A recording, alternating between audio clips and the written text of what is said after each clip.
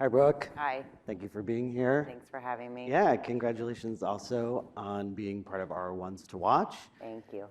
For those of you who weren't here last night, this is our inaugural look at icons and innovators of the future, although in many ways, you're part of a group of people doing really impressive things today. So that's what I want to talk about. You spend a lot of your time thinking about concerts and the future of concerts. We all go to concerts, or we all did. And I'd love to just start off by having you talk a little bit about AEG Presents, and then we'll get into your specific role there in a little bit. Sure. Listen, we are a live entertainment company. We own and operate multiple venues around the globe, about 55 in North America alone. And we span from clubs and theaters to arenas to stadiums to festivals. So chances are you've been to one of our shows. Okay. Yes, we talked a little bit about some of the concerts that I've been to. I won't embarrass myself right now, but we'll get into that in a little bit. So if you could start us off, last night Donna Langley gave us a really good overview of where the movie business stands today. Could you tell us a little bit about the concert business, and what it went through and where it is right now? Sure. So no surprise here that we were, during the pandemic, sort of the first to come down and the last to come back. We did come down to zero. It's probably one of the few businesses that we can say, no surprise there that the revenue came all the way down to zero. But the silver lining there is that a big pipeline of demand built up. So we bounced back and then some. We very quickly, I would say, when we were all kind of starting to emerge from the pandemic, we saw ourselves come back to 2019 levels, slowly and then quickly. And then now we're, every year feels like our best year ever. And I think a lot of that is just this built up demand. Yeah. So talk a little bit about your role as Chief Digital Officer. What do you do specifically, and when you wake up in the morning, what are the things that you're thinking about? Sure. So I'm basically our Chief Marketing Officer and our Chief Technology Officer, and we just smush me together and call me Chief Digital Officer because it's easier to have one title. I wake up every day thinking about the consumer experience and trying to make that a more positive experience for our consumers. I think we all know that, or maybe we don't, but there's very sophisticated people in the live entertainment business, but somehow the experience itself is still a little unsophisticated. Think, pulling t-shirts out of boxes still to buy your merch. So I'm constantly trying to improve that experience for the consumer. The last concert I went to, I did buy a t-shirt out of a big cardboard bin, and I thought to myself, this can't be the way. So let's talk a little bit about this. The concert-going experience has basically, and tell me if you disagree with this, but has basically not changed. And let's say, we'll be generous and say like 2 decades, essentially. Whereas you look at almost any other form of entertainment, and it is going through massive change right now. So why do we think that the live concert industry and that experience has been so static for so long? That's a good question. I would answer it with, I see it as an awful lot of opportunity, and it's certainly where I focus. I think, quite frankly, traditionally, live events and technology have been separate, and when people have thought about technology, they've thought about the screens in the arenas or things like that, and they haven't had product departments, engineering departments, and people that focus on building technology. And I think that's what I've brought to the company. But technology is really what is projecting all of those other companies and all of those other industries you referenced into the future is new hardware, new software, new apps, right? That's sort of what's changing all the industries. And that just hasn't been the case. We haven't had that focus in live events typically because those aren't the people you hire, and that's not what the core competency of live events is. And I think that's what's finally changing. So when you talk to concert goers, like what do they complain about? I'm sure I'm bringing up nightmare scenarios here, but what do they complain about, and what do they generally like? Okay, so blanket statement, everybody hates fees. I hear that all of the time. Transparency around fees, it's a big narrative in the media right now, and there's certainly a lot going on, depending on what state you're in and you know, what ticket you're buying. People don't like dynamic pricing unless they do. So I would say, again, as a blanket statement, pricing and fees is a big can of worms and something that just about everybody has an opinion on. As far as the experience goes, lines. Nobody likes to wait in line.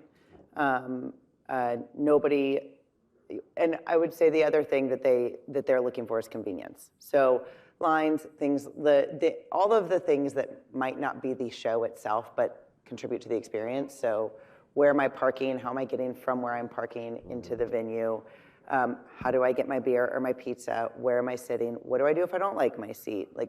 And that kind of bleeds into customer service. I think the idea around customer service and live events is something that I hear a lot of feedback about. And once you're on site, who do I go to answer my questions? So really, it's convenience is what they don't like. And everybody loves the show. And that's why they keep coming back, is that apparently that feeling of watching one of your favorite artists with thousands of your friends tends to outweigh your frustration on lines, and then they come back, have all the same frustrations again, and then have that great experience again. Do you get the sense, though, that the consumer has not pushed for change in this industry as fast as they maybe have wanted it in others? I do. I really do get that sense. You know, a really good example is mobile ordering at festivals. I love to tell this story, but we were really early on mobile ordering for festivals, you know, mobile ordering your food or your beer or your water or whatever it might be. And we had, we actually did this at Coachella a few years ago. We had a mobile ordering, you know, stand where you could order a kiosk, as big as you could possibly print it. Mobile order pickup here. And we push notified and we did everything in the app. You could go and you could order everything you wanted and then go there, and there was no line. And there was like a 30-minute line for beers right next to it. And I watched people with the app in their hand walk right by that and go and stand in line. So I think because we've been slower to adapt to technology, consumers are slower to expect us to do so, and they tend to just kind of stay with status quo. So we haven't, other than the very vocal crowds around fees and pricing, on the tech side, there has not been this push to innovate. And I really am hopeful that as we start to put these things in their hands, that adoption chasm will be jumped in, and then people will start to expect it. I wonder if there's some psychology to what you just said, that if somebody sees a line with no one on it, they think there must be something wrong with this beer. It has to be. This has to be not as good as the beer where 20 people are waiting for the beer, and my guess it's the exact same beer. Yeah. Exactly. Okay. So you brought up the app. I would love to focus a little bit here on some of what you're working on. I know that you've done an app around the Stagecoach Festival, so maybe you could tell the audience a little bit about what Stagecoach is and how you have specifically been trying to improve that one experience. Sure. So Stagecoach is our country festival in Indio, same grounds as Coachella, and actually happens the weekend after Coachella as well in April every year. The lineup's out, it's incredible. Please go check it out. It's Post Malone, Morgan Wallen. We call it country, but it's also country adjacent. And it was one of my first festivals to test sort of some of this technology with. So the Stagecoach app, and this was years ago that we started doing this, has things like mobile ordering, pre-order for merch, and then really what I lovingly call ticket personalization, which is you scan in, and it might start before the festival, but for the purposes of this example, we'll say you scan in, and if you have a GA ticket and it's your first time at a festival, you might not know the other types of tickets available, and especially at a big festival and on a big footprint, until you get to the site, you don't really know where you want to be. So based on whatever past ticket purchase history I have on people, or any other behavioral signals I have, we can send them these personal banners, push notification, in-app messaging that says, hey, I really think you want to be in the saloon today, or your favorite artist is playing, do you want to upgrade to the pit? So we're able to basically offer them ticket types that they couldn't buy, and that are really specific to their tastes. And so you're targeting people that we think this person is likely to want to upgrade their seat based on what? So it's the right question. So a lot of things, right? AEG is a really big company. I have a lot of past purchase history. I have a lot of data on individuals. So the example I like to give is Luke Combs is our tour. I have past ticket purchasers on Luke Combs. If somebody went to a Luke Combs show and then is at Stagecoach in the GA area, I know that's one of their favorite artists. I'm going to offer them to upgrade their ticket to get into the pit just for that show. You can't buy a pit pass for one show at Stagecoach, but I'm trying to personalize these offers based on what I think people's intent is and what their preferences are. And then for people I don't have data on, that's where you get to kind of have some fun tests on, okay, it's your first time, here's some things to check out. It's 102 degrees down here. Would you like the saloon pass? Go get some shade. Or let me buy you a piece of pizza just to make you have a good experience. And then once I get them in the funnel, I start to understand what they like, what they don't like, and build out their preferences. So how does this work exactly? You download a Stagecoach app prior to going to the concert, right? Correct. So it's not the app that I would buy my original ticket in, or it is the same app? It's not. It is not, but it is linked once you sign on. Okay. So typical festival behavior, especially for 3-day festivals, for our really big shows, you have a wristband. All of you guys have gone to a festival and you know that it's your wristband that you scan.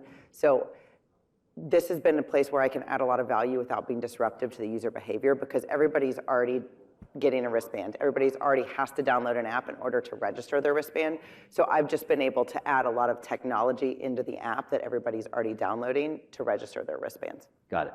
So in the ideal world, someone rolls up and they're able to get a pretty sweet parking spot at Stagecoach. They're able to scan in. You're able to direct them to where the shortest line is for the beer and hope that they recognize that you're trying to do them a favor here. They may be offered a piece of pizza. They may be offered some shade.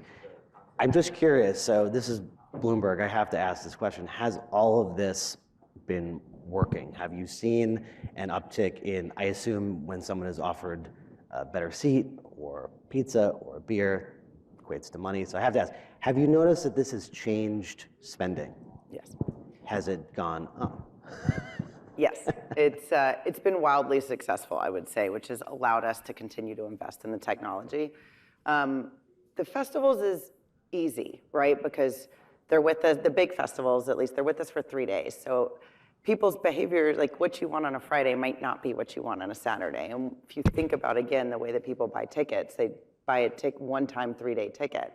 So as your preferences change, I'm allowed to kind of change with you, and I'm able to offer you things based on the signals I'm getting from the show. So the festivals has been just a home run in adding this personalization, this technology, because again, people's preferences day by day change. Ask me that question when I roll it out to venues, because what I can offer people at a GA club on a $40 ticket, that's where I have to get really creative to make that experience really special to them. Right. And so on the festival, it's been an absolute home run, and that's allowed us to invest in a way to start to build it out for all of our venues. Are you finding that merch is where people are really invested in this, or is it food, or is it parking? I'm just curious, like, which aspect of this has taken off the most? On festivals, it's been tickets and merch. Tickets and merch. Which is, I want to be closer, and I don't want to wait in line, right? And I want proof that I went to the show. And I want proof. Right. Okay. Cool. So you just touched on a big thing here, which is, okay, so you've done this at festivals, which are contained, they're 3 days long. How do you roll this out to the other venues that AEG owns, and how do you basically take this to like version 2.0? That's what we're doing now. Honestly, I think the biggest opportunity is those 18,000 shows we have at scale, certainly financially speaking. And we're co-developed. So the way we are bringing it to folks is to bring it to them. Again, my philosophy on technology, especially technology and live events, is how can I add value without being disruptive? So everybody already has our ticketing app. Our owned and operating ticketing company is AXS. So everybody, you have to have that app to scan your ticket, right? Just like Ticketmaster, you have to have that app to scan your ticket. So I'm building the same kind of technology that I have in my festival apps and the Access app so that I can use my ticketing app to surface up all of this personalization. Again, the thought being they're already going to get their app out to scan into the venue. So how can I add a quick pass to skip the line, a parking pass, a coat check, an upgrade if there's one available, those types of things to the app that they already have in their hands. And then quite frankly, training the consumers that that app isn't just to scan your ticket, right? So again, it was easier for festivals because people already had the app and they were going to use it every day to figure out where the bathrooms were or what the food lineup was or what set times were. To go to a show at the Roxy, you open the Access app once, you scan your ticket, and you put it in your back pocket. And so it's how do I train consumer behavior that there's more than just a ticket in that app? And then obviously the technological challenge of actually co-developing with the ticketing company. Okay, so $1 million question is, how do you do that? How do you reduce that friction? How do you get the consumer to think about this as second nature in the way that we now do with so many other technologies? Like, how do you convince them this is worth your time?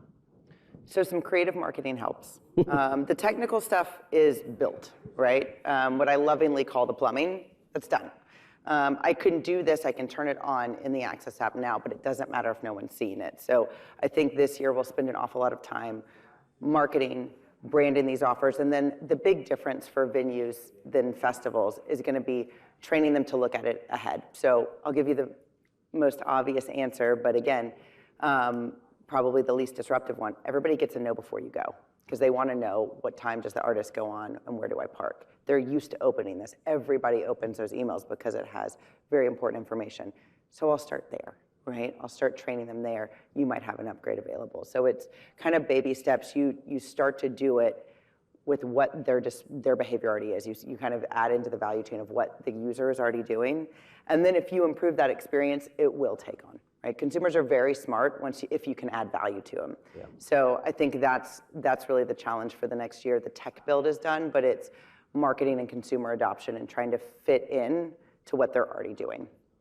Do you think there's something in the app that can tell me this band actually will go on stage at this time and not when I arrive there 2 hours earlier thinking the band might be there and then I get there and I'm just having beers waiting in that line for 2 hours? Will that be part of this? The age-old adage in the industry is can't control an artist. Sure. But I'll tell you what we can do. If we know you've been waiting, yes, we can offer to buy you a beer. Okay.